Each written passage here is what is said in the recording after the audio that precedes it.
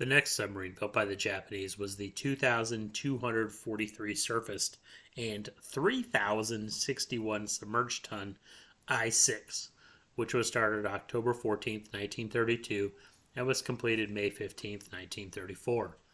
Also known as the Junsen 2 type. Back to cruiser submarines. And back to treaty busting. She was basically a modified I-5. I hesitate to say improved, though.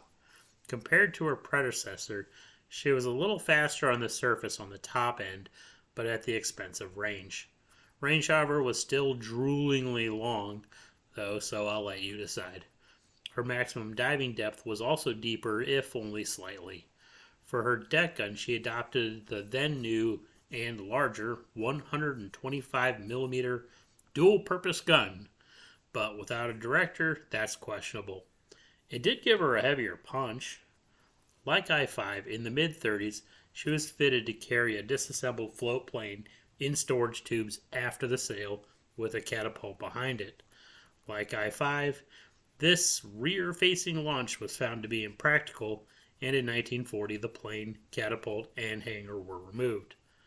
Like her predecessor, while she had a long range and had relatively large internal volume for a submarine, her large size made her unwieldy and easy to detect. So, sounds like an ideal boat to make runs to Germany, right? Nope. Like a lot of submarines, she did make supply runs, but not across the wide oceans. Instead, she was sent into the heavily monitored, relatively confined waters of the northern Solomons and New Guinea area. To give credit where it's due, she was sent west and operated for a while in the Indian Ocean, even as far as the Persian Gulf.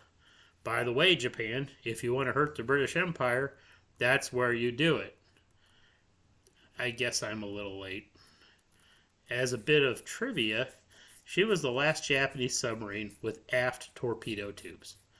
I don't know if I'm the only one that found that odd, or if that is important. It just struck me.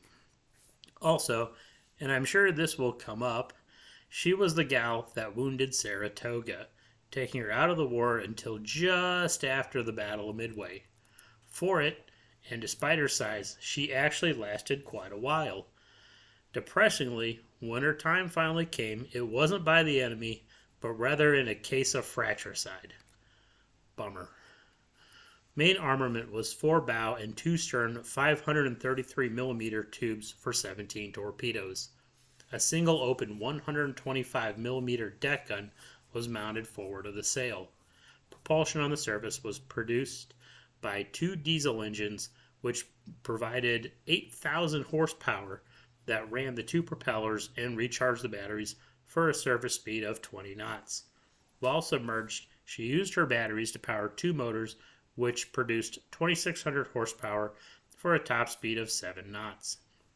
Range on the surface was 20,000 nautical miles at 10 knots, and submerged she could do 60 nautical miles at 3 knots. Test diving depth was 80 meters. A float plane was installed in 1936 with a hangar and catapult built into the aft of the sail, but this was removed in 1940. I-6 was patrolling Hawaiian waters on December 7, 1941, in an attempt to catch any ship coming or going during or after the attack. Northeast of Junsen Island on the evening of January 11, 1942, she spotted the carrier Saratoga and put a torpedo in her, damaging her, though I-6's captain reported it as a kill. Shortly afterward, she wrapped up her patrol and made her way back to Japan, arriving at the start of February.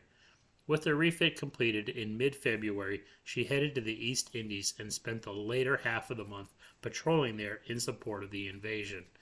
After resupplying at Penang, she spent the first half of April in the Indian Ocean supporting the Japanese raid there, even going so far as the Arabian Sea before returning to Japan at the start of May. From mid-June to mid-August, she patrolled the Aleutians in anticipation of an American counterattack there, but it didn't happen, so she returned to Japan. With her overhaul finally completed 6 months later, in mid-February 1943, She headed south to patrol the Brisbane, Australia area.